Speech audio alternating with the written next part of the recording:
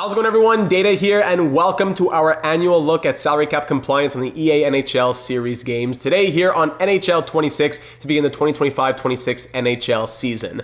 Now you might be asking yourself, Data, what is salary cap compliance and why does it matter? Well, especially for franchise mode, it matters a lot. In the EA rosters that come out, the most recent one being October 20th, you could use the 14th, but the most recent one being the 20th to start the NHL 2025-26 season, the game does not account for players being on long-term injured reserve.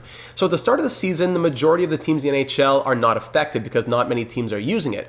But for a team starting the year with lots of LTIR usage, like let's say the Florida Panthers, who have Alex Barkov on LTIR and have gone over the salary cap by close to $7.6 million, the game does not know how to account for that and at the same time keep the team under the salary cap. So instead of them being over by close to 7.6, the game gives them about 0.9 million in cap space, as you see at the bottom, and instead of everyone's cap hit remaining the same, they've now been affected over the course of multiple seasons. So instead of the game having some sort of built-in solution for this, the game just says, we're going to affect multiple teams over the course of multiple seasons. So instead of Alex Barkov making $10 million for the next 5 years, he's now making 9.615.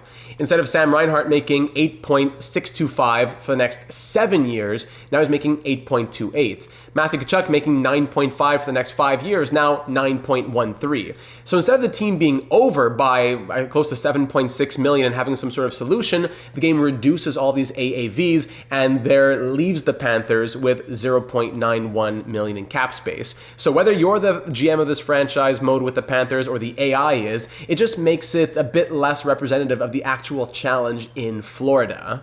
And then on the flip side of that, you also have AAVs that are increased. Like let's say the Chicago Blackhawks, Ryan Donato, instead of him making $4 million for the next 4 years, now he's making 4.2. There's not enough cap, so players have their AAVs increased over the course of multiple seasons, again being, I'd say in my opinion, harmful for the franchise and its future. So how do we fix this and what fixes are necessary? Well, allow me to walk you through it for the beginning of NHL 26. There aren't too many changes to be made for the October 20th roster. But personally, I believe there are enough that affect the enjoyment of the franchise mode. And that's why I do it for my own custom roster. I hope that you will do it as well for yours if you're a franchise mode player. So to start things off, I'm going to run through all the changes that are necessary, then show you a little bit about how to do player movement, how to go download a custom roster. But first, what are those changes and how do you make them? So Anaheim, Boston, Buffalo, Calgary, all good to go. The Carolina Hurricanes, starting off with Slavin, this is a weird one. It doesn't affect the AAVs of any players. I don't know why. For now a couple seasons, Slavin has had his extension from when it happened, now actually being in place for year one of his extension. He has had his extension be 6.46 million, but actually it's 6.396, so it rounds closest to 6.395. If you told me it was 6.4, I'd say, okay, they rounded up. But why is it 6.46 and not the actual 6.396, 95, 6.4, whatever you want to call it? I have no idea why EA just added an extra $60K per season to it. But one change I make right off the bat doesn't affect much, but just for realism's sake and save $65,000 per year for the Hurricanes, get that down to 6.395. All right, there you go.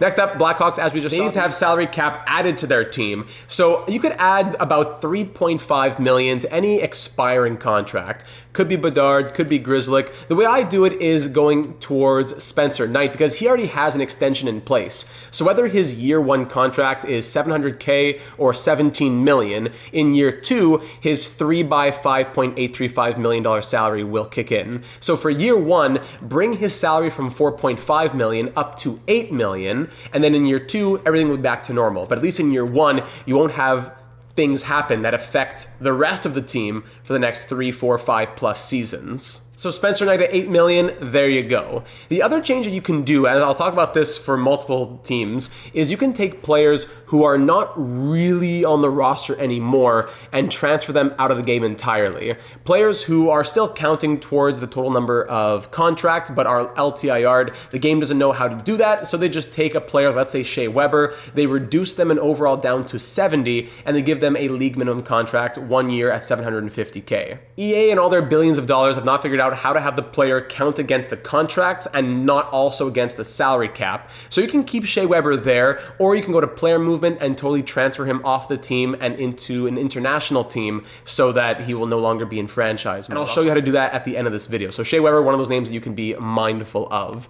After that, Colorado, Columbus, Dallas, Detroit, Edmonton, all good to go. Florida Panthers, here's a great fix now that the game has added extensions since NHL 25. You don't need to go and try to find an expiring deal or a deal with 1 year left like we did in Florida and say, okay, Nico Mikkola, I'm going to make him go from year 1 be weird and then year 2 his extension kicks in. No, you could do this, especially for the guy who is on long-term injured reserve. Go to Alex Barkov, and instead of him having a 5-year deal at $10 million, here's what you can do.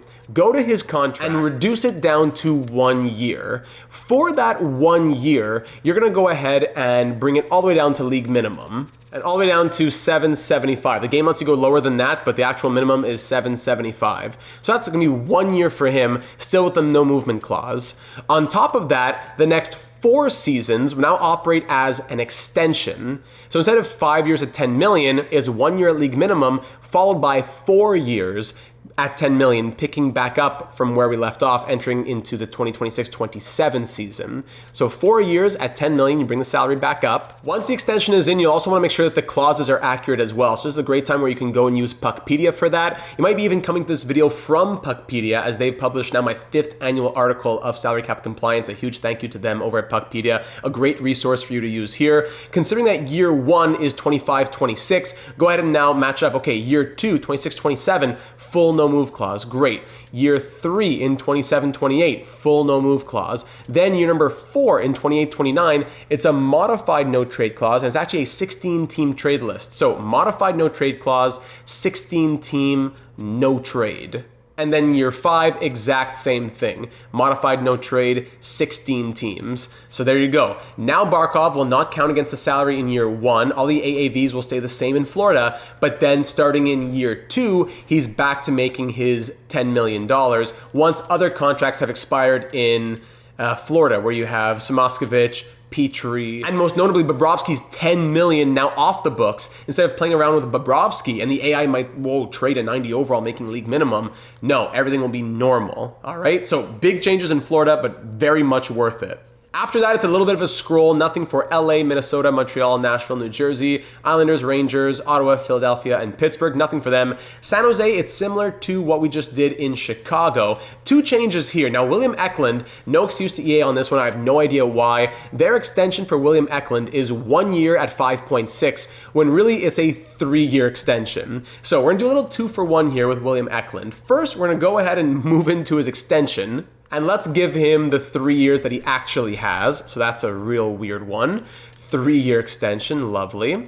And now for the actual contract that he has in year 1, we're going to increase it to $5 million. So we need to find about 4.1-ish million or so for San Jose. Instead of adding it to an expiring contract, which will now not be tradable, let's go ahead and add it to Eklund's contract, as he'll get his first year at $5 million, and then his 3-year extension at 5.6 will kick in afterwards. All right, so 1 year at $5 million to alleviate the issues in year number 1, and then the extension moving from 1 year to 3 year to just reflect reality.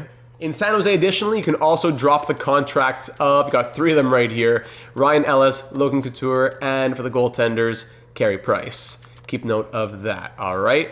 After that, Seattle, St. Louis, you can drop the contract of, let's scroll down, Torrey Krug, there he is. Then Tampa Bay, Toronto, Utah, Vancouver, on to Vegas. Now, 2 things here. First and foremost, you can look at Alex Pietrangelo being dropped, who's down to a 70 overall. And then they're not over the cap or any issues in year 1 in 25-26. But if you go into franchise mode and you look at Jack Eichel's extension of $13.5 million, you'll see that his extension is reduced. So year 1, no problem. But year 2 onward, now Jack Eichel, instead of making 8 by 13.5, it'll be 8 by 12 point something. So to fix that, you have to go to a player who has at least 2 years left on his contract.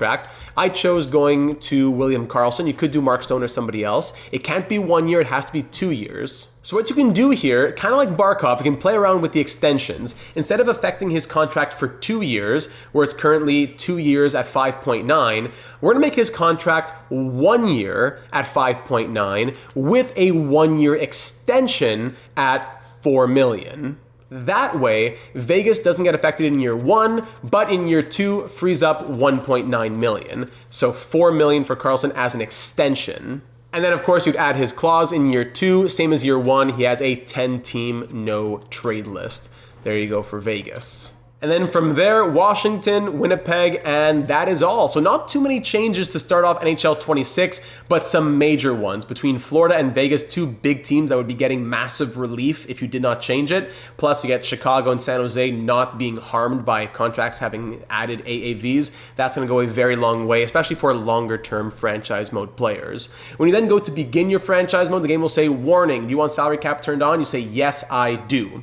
So that's how you make player edits. How do you make any player movement if you want to take those players who have the 70 overalls, like we were saying, especially over in San Jose, for example?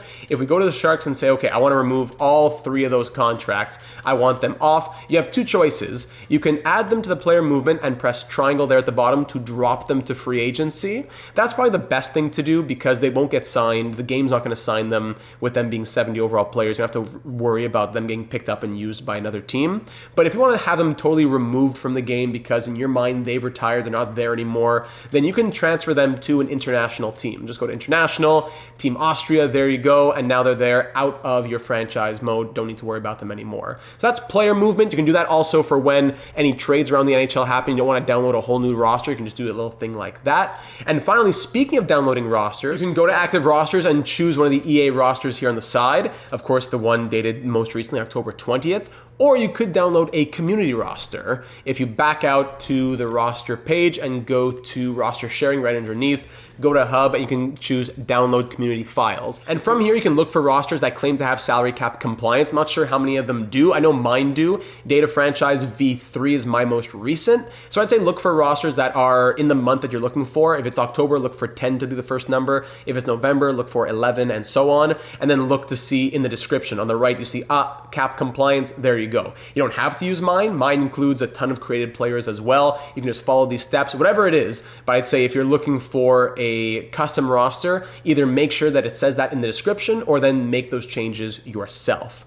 So there you have it, ladies and gentlemen. Very simple, very quick, a few little tweaks that go a very long way in your franchise mode series. If I missed anything, please let me know down in the comments here on YouTube and subscribe for continued guides, franchise modes, career sims, and much, much more at NHL 26. If you love franchise mode and all that, this is the channel for you. A huge thank you once again to Puckpedia for publishing this article for a 5th consecutive year now. It's been like a tradition to get this out to all of you. Hope that it's helpful. I look forward to any tips you might have for my continued version of my roster on PlayStation 5. So thanks again for watching. Leave a like if it was helpful, and I will see you in the next one.